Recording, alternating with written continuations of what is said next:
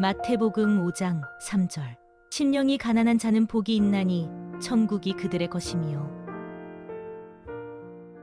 신앙생활은 믿음을 가지고 하는 것입니다. 신앙생활은 그 믿음의 능력을 경험하며 사는 것입니다. 신앙생활은 그 믿음의 위력을 사용하면서 사는 것입니다. 여러분, 믿음으로 육체도 이기시고 유혹도 이기시고 환경도 이기시고 고난도 이기시고 승리하면서 사시기를 축복합니다. 천국 백성이 사는 법. 예수님께서 본격적으로 당신이 이 땅에 오신 목적대로의 삶을 시작하시기 전에 당신의 제자들과 모인 백성들에게 하느님 나라의 법칙을 가르쳐 주셨어요. 예수님께서 그들의 귀신을 쫓아주고 병을 고쳐주고 그들의 연약한 것들을 해결하기 전에 우선적으로 필요한 것이 하나님의 말씀이었습니다. 천국 백성은 어떻게 살아야 하는가? 예수 믿고 구원받은 사람들은 이 땅에서 어떻게 살아야 하는가? 그것을 먼저 말씀해 주신 것입니다.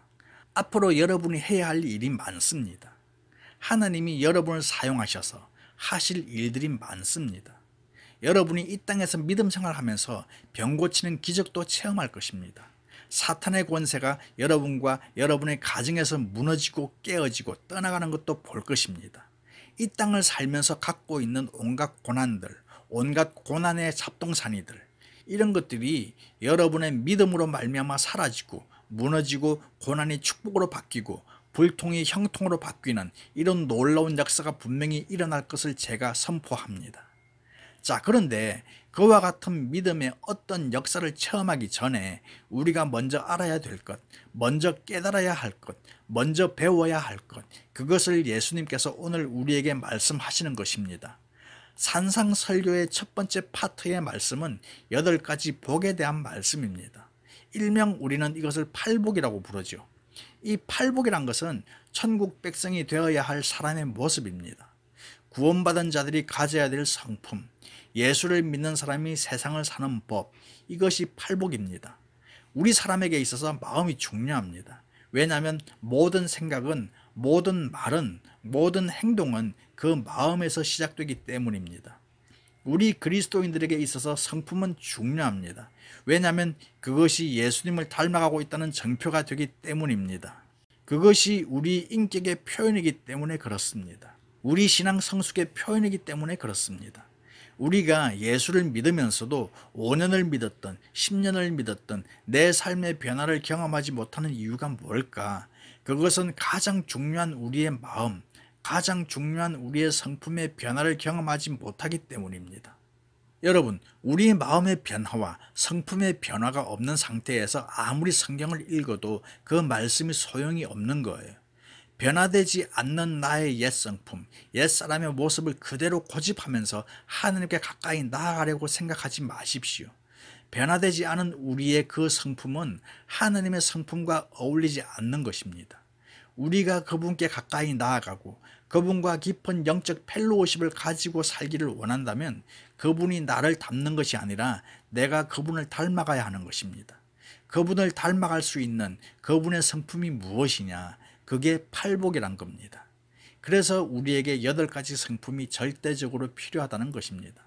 또 예수님께서 산상설교를 시작하시면서 제일 먼저 8가지 복에 대한, 8가지 성품에 대한, 8가지 그리스도인들이 되어야 할 사람에 대해서 왜 말씀하셨는가? 그 이유는 너희는 세상 사람들과 다른 사람이다. 너희는 세상 사람들과 다르게 살아야 할 사람들이다. 너희는 세상 사람들과 구별되어야 할 사람들이다. 너희는 죽을 때까지 나를 닮아가야 할 사람들이다. 그래서 예수님께서 설교의 시작을 8가지 복으로 하신 것입니다.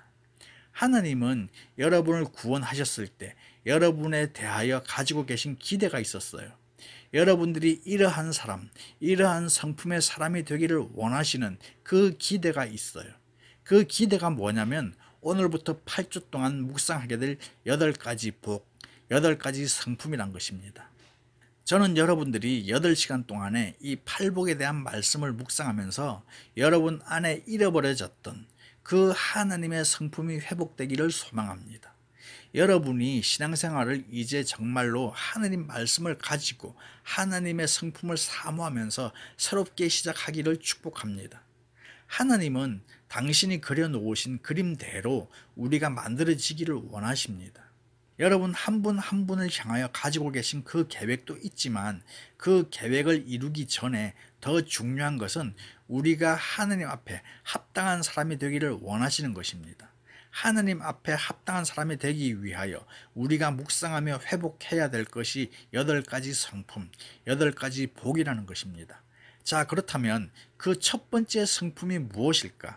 오늘 본문 마태복음 5장 3절의 말씀 한 번 더 읽어보겠습니다. 심령이 가난한 자는 복이 있나니 천국이 그들의 것임이요. 제일 먼저 하나님이 우리를 향하여 가지고 계신 기대, 그것은 우리가 마음이 가난한 사람이 되는 것입니다. 심령이 가난한 사람이 되는 것입니다. 심령이 가난한 사람, 마음이 가난한 사람, 이것이 우리의 모습이 되어야 한다는 것입니다.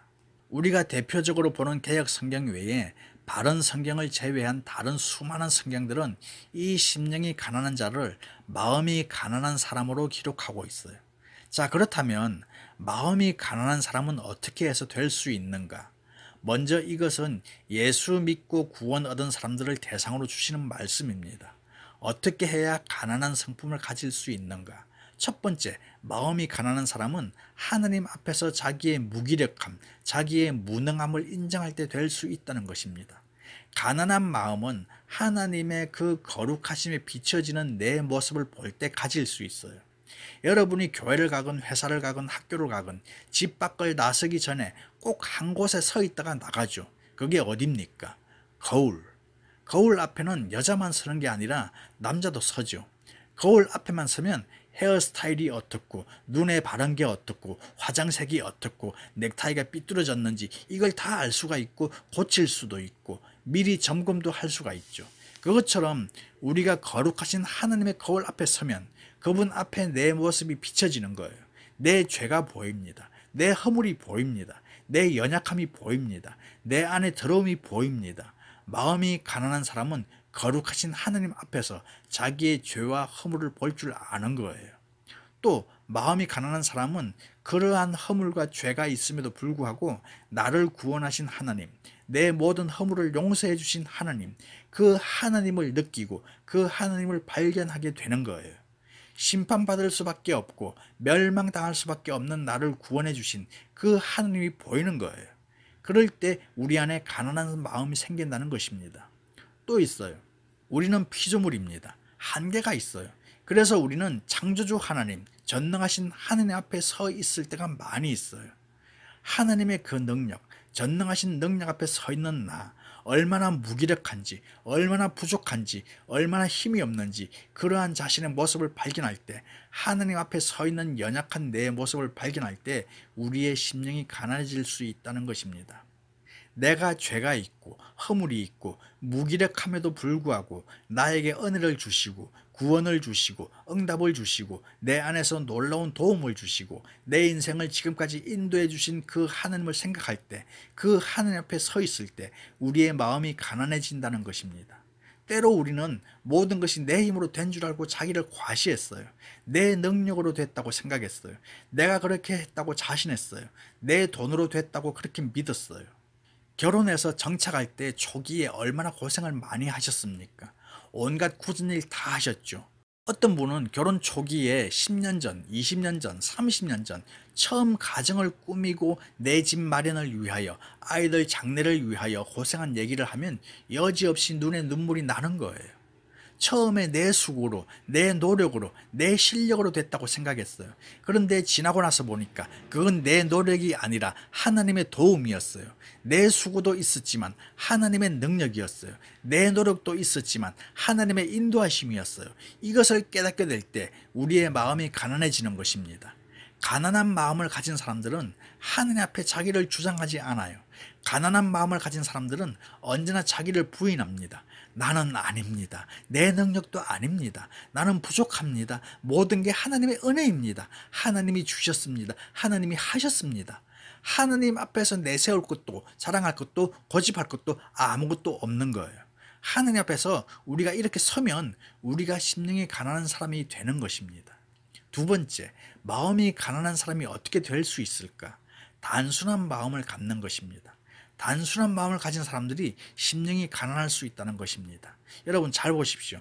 하나님 앞에서 자랑할 것도 없습니다.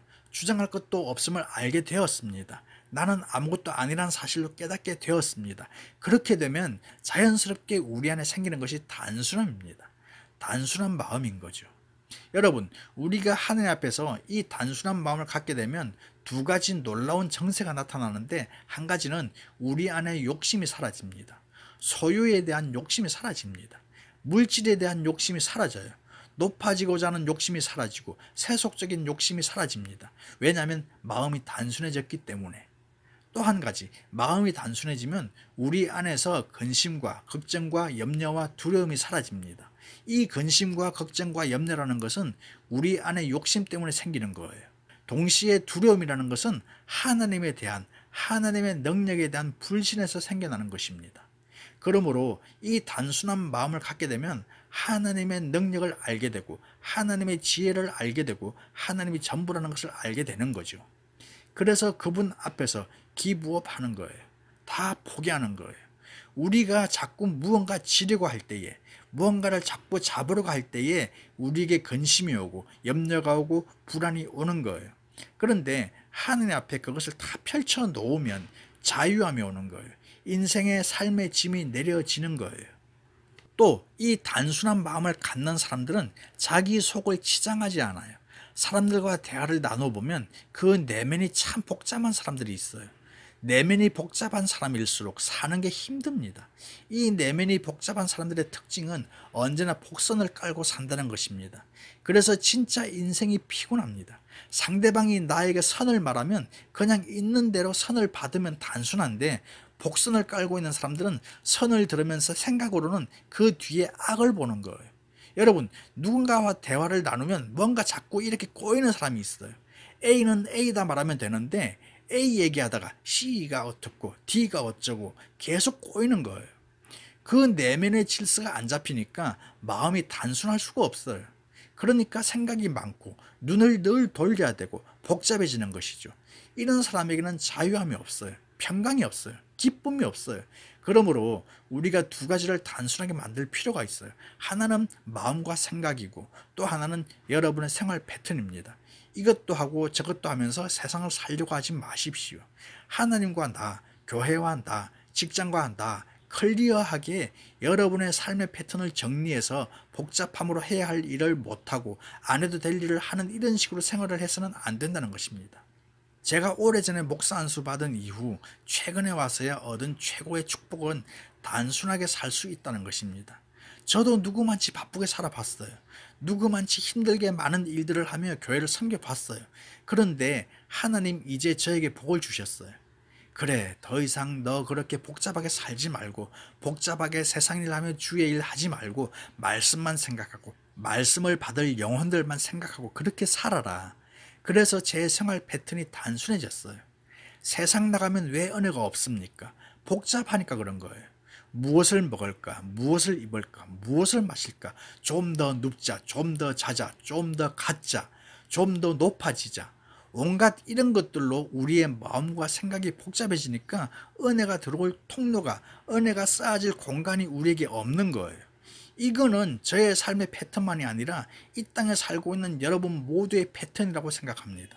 마음과 생각을 단순하게 하고 우리의 삶의 패턴을 단순하게 하면 그것이 마음이 가난한 사람이 되는 길이라는 것입니다. 여러분, 이 경건의 능력이라는 것은 단순함에서 나오는 거예요. 신앙인은 끝없이 훈련을 받고 살아야 돼요. 그래야 경건의 능력이 생기고 그래야 영성이 깊어지는 거예요. 근데 그 영성 훈련 중에 한 가지 아주 의미 있는 게 뭐냐면 단순한 훈련이라는 거예요. 마음과 생각을 단순히 하고 삶의 패턴을 단순히 하는 것이죠. 우리가 교회에서 앞으로 봉사하는 것도 작은 교회가 아니라면 한 사람이 하나씩만 해야 합니다. 교회 일을 한 사람이 두 가지, 세 가지씩 하면 그 일을 통해서 은혜를 받는 게 아니라 그 일을 통해서 시험 들고 그 일을 통해서 내 안에 성령의 능력이 충전되는 게 아니라 다 기가 빠져버리고 마는 거예요.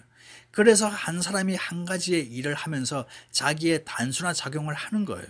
경건의 능력이란 단순함 속에서 나오는 거예요. 복잡함은 경건의 능력을 소멸시킨다는 것입니다. 이게 두 번째 마음이 가난한 사람이 되는 과정입니다. 처음엔 하느님 앞에 자신의 무능함을 발견했어요. 그래서 모든 것을 다 포기하고 하느님 앞에 서니까 다음에 우리의 마음이 단순해졌어요.